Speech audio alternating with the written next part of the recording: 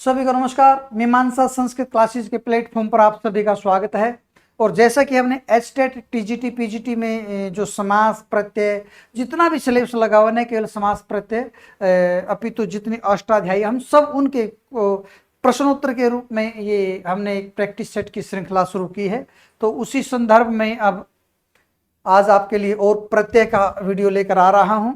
लीजिए, प्र जमा ई जमा लेप एतेषाम संयोगे किम रूपम, तो प्रत्यय बन जाएगा क्योंकि इत्य हो जाता है और प्रजमा ई ए बन जाता प्रत्यय।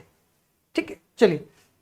और इसमें जेहेतु तुक का आगम बीच में आ जाता, हर्षस्य पीति कृति तुक इत्यादि सूत्रों से तुक का, जैसे स्तुत्य, स्तु धातु को भी लेप करते हैं या प्रस्तुत्य, ठीक ना, तो उसमें तुक का आगम आ जाता है। लीजिए, क्र जमा स्त्री एति हो, क्री धातु को जब सत्री लगेगा तो कुर्वन बनेगा, कुर्वन, कुर्वन घ बिल्कुल सही है। ठीक है, चलिए। अर्थ इन, इन नहीं एक्चुअल में ऋणी प्रत्यय है। अर्थ जमा में ऋणी, अर्थ को ऋणी प्रत्यय लगेंगे तो ऋणी का अनुबंध लोप होकर इन रह जाता है, तो इन। तो मेरा बताने का उद्देश्य इतना है कि कभी आप सोच लो कि इन प्रत्यय कौन सा आ गया, तो ये जब बनेगा तो अर्थी बन जाएगा, अर्थी। अच्छा, अर्थी में क्या अर्थ होता? अर्थ जैसे जिसके पास गुण हो वो क्या कहलाएगा? गुणी। जिसके पास धन हो धनी। ऋणी प्रत्यय उस अर्थ में होता जो कोई किसी का स्वामी होता है, ठीक है। तो ऐसे जिसके पास अर्थ हो, अर्थ का मतलब कोई विशेष प्रयोजन हो, वो क्या कहलाता? अर्थी, यानी कि कोई विशेष प्रयोजन वाला। अर्थी में और अरथी में फर्क है। अरथी, रथी, रथी कहते आत्मा को, कठोपनिषद में लिखा हुआ ना, आत्मानम रथिनम विद्धि आत्मा रथमेव, तो के आत्मानम रथिनम विद्धि, आत्मा को रथी जानो, अपने आप को रथ, ये शरीर, शरीरम रथमेव तो, ये है आत्मानम रथिनम विद्धि शरीरम रथमेव तो, आत्मा को रथी जानो। तो आत्मा क्या है? रथी है। और जब इस शरीर से वो रथी अर्थात आत्मा निकल जाती है तो वो शरीर हो जाता अरथी, बिना रथी के। इसलिए वो जो अर्थी होती है ना, मृत शरीर जिस पे डालते हैं उसको अर्थी इसलिए बोलते हैं क्योंकि उसमें रथी नहीं है। ठीक है, चलिए, समझ में आ गया होगा। संदर्भ बस जो चीज आ जाती है बताने की पूरी कोशिश करता हूं। अव जमा में एक जमा में लेप, तो अ और ए यहां पर गुण हो जाएगा और अवेक्ष्य बन जाएगा, बिल्कुल शुद्ध अनुसार है। ठीक है जी, चलिए पढ़ते हैं और आगे बढ़ते हैं। वच धातु को जब कत लगाएंगे तो विद्यार्थी उक्तः बनेगा, यहां संप्रसारण हो जाता है। इग्यण है, संप्रसारणम सूत्र है। इको यण ची इक के स्थान पर यण करता है, संप्रसारण यण के स्थान पर इक करता है, यानी कि आपको पता है इसका अच्छी तरीके से व को उ हो जाता है, तो उक्तः बन जाता है, बिल्कुल शुद्ध आंसर है। क्रिजमा में सारच, अभी कहोगे सर अभी तो आप क्रिजमा में सत्री पढ़ा के आए हो, कुरवन बनाया आपने, अब क्री को सारच लग के कुरवाणा है कैसे बना रहे हो? अरे क्री धातु उभयपदी है, जब वो परसमय पदी होते हैं तो सत्री प्रत्यय लगता है, और जब वो आत्मनेपदी होती है तो सानस लग जाता है। ऐसे बहुत सारी उभयपदी धातुएं होती है। पटुजम तल, इससे क्या बनेगा? पटुता। जब तल लगता है तो टाप भी लगता है, पटुता बन जाता है। दाजमा में तव्यत एतयो संयोगे किम रूपम, दातव्यम, दातव्यम बिल्कुल घ आंसर शुद्ध है। दा को तव्यत लगाएंगे, दातव्यम, स्थातव्यम, पातव्यम, जो आ वाली धातु थे ऐसे बनती है। संपुष्ट जमा कत्वा, ठीक ना, तो इसका क्या बनेगा? देखो, जब कत्वा प्रत्यय होता है तो अमूमन धातुओं को गुण नहीं होता, ये गलत है, संपुष्य बनेगा। संपुष्य जैसे संभूय, वो है ना एक उसका उदाहरण है अर्थांतर न्यास अलंकार का, संभूय अंबोधिम अभ्यति महानद्या नगापगा, ठीक ना, कि नगापगा छोटी मोटी धातुएं संभूय अंबोधिम अभ्यति, अब समुद्र को प्राप्त करके संभूय, वो भी समुद्र जैसी हो जाते, तो वहां पर संभूय सम उपसर्ग पूर्व भू धातु का लेप है, तो ऐसे संपुष्य। तव्यत जमा में तसिल, तो इसका ये संपुष्य क अनुसार शुद्ध होगा। तत् जमा में तसिल, देखो भाई एक सूत्र पंचम में यहां तसिल, कौन सा सूत्र है? पंचम में यहां तसिल, ये बड़ी इंपॉर्टेंट चीजें हैं इसलिए थोड़ा सूत्रों के साथ बताना जरूरी हो जाता है।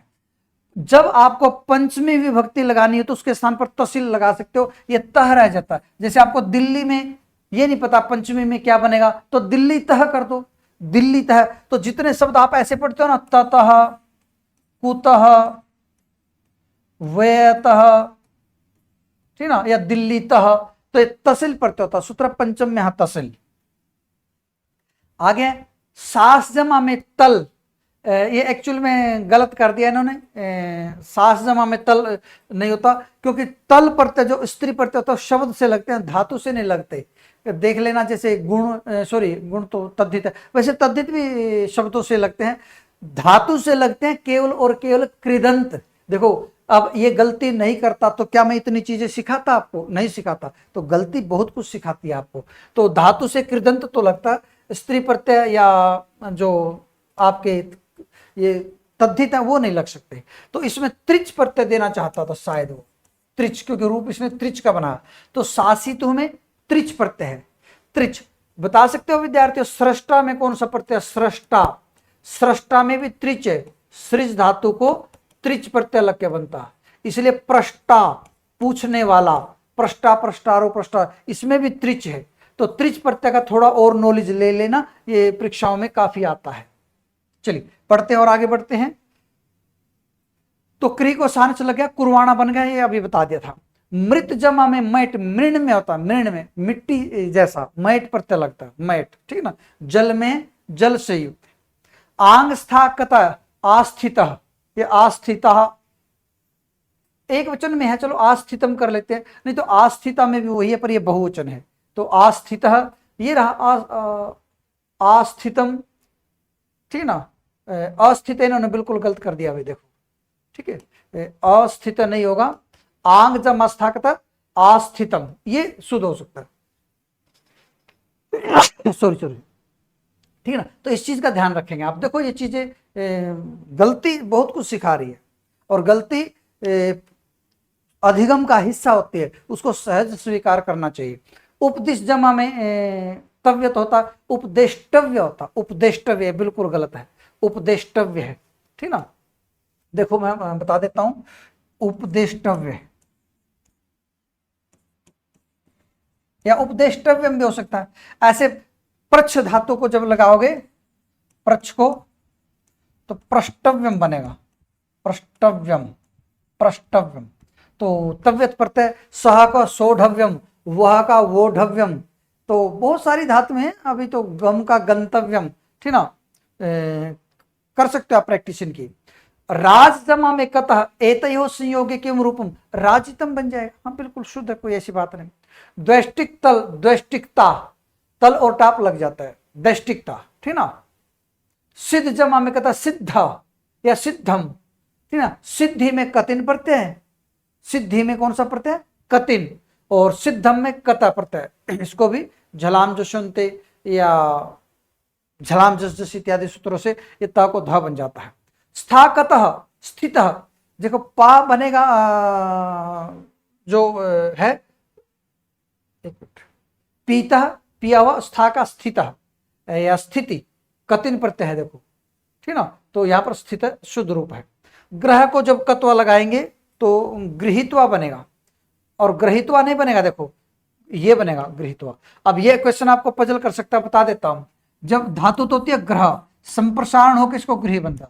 देखो विद्यार्थियों, अगर इसके आगे ऐसा प्रत्यय जिसमें क की इत संज्ञा हुई है, क की, तब तो बनेगा री, जैसे गृहीत्वा, और ई बड़ा हो जाएगा या गृहीतः या गृहीतम, ठीक है। अगर इसमें क वाला प्रत्यय नहीं, जैसे तुम ने, तो भाई ये र ही रहेगा, गृहीतुम, तब ये र ही रहे। इस बात का ध्यान रखेंगे। चलिए, दातव्यम, तो दाजमा तव्यत है, कह इत्यस्मिन शब्द कहा प्रत्यय है, तव्यत प्रत्यय है। और ये छोटे छोटे वीडियो लेके आ रहा हूं मैं, ये बहुत बड़े वीडियो नहीं बना रहा हूं। और आप इस चैनल का सहयोग कर सकते हो केवल और केवल सब्सक्राइब करके। आप दूसरे अपने ग्रुप्स में भेजिए, और इस तरीके से हम तो अपना काम करते रहेंगे, निरंतर करते रहेंगे, और मैं 20-20, 25-25 वो क्वेश्चन आपके सामने प्रस्तुत करता रहूंगा। अगर आप मेरे वीडियो भी देख लेते हैं, वीडियो भी आप यदि सुचारू रूप से देख लेते हैं, तब भी आपको विषय का ज्ञान हो जाएगा, क्योंकि मेरा उद्देश्य इसके साथ साथ सूत्रों को बताना भी रहता, उसके मूल में जाना भी रहता। नमस्कार, शुभ रात्रि।